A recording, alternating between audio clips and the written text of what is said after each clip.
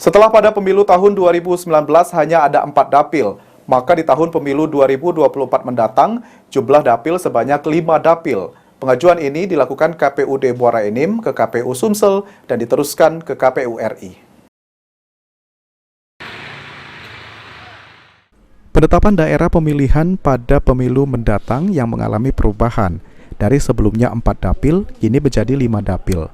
Jumlah ini sama dengan pemilu 2014 lalu dan sudah ditetapkan oleh KPU RI.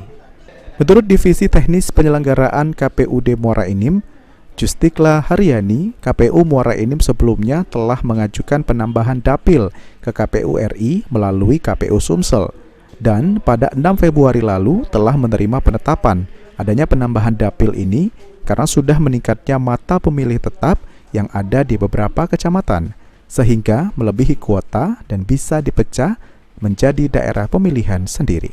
Di Muara Enim sekarang ini mengalami penambahan 1 dapil kalau menjadi 5 dapil. Mengajukan 2 rancangan dapil pada KPU RI melalui KPU Provinsi Sumatera Selatan. Yang pertama 4 dapil.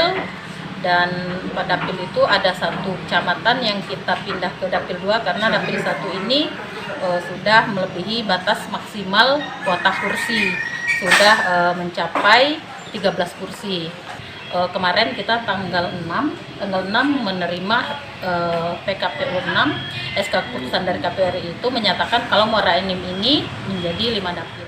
Dari penambahan dapil ini, otomatis jumlah kursi di Dewan Legislatif juga akan bertambah. Untuk wilayah yang menjadi dapil kelima meliputi Kecamatan Tanjung Agung, Lawang Kidul, Semendo Darat Laut, Semendo Darat Tengah, Semendo Darat Ulu, dan Kecamatan Panang Enim. Mardiansyah, PAL TV.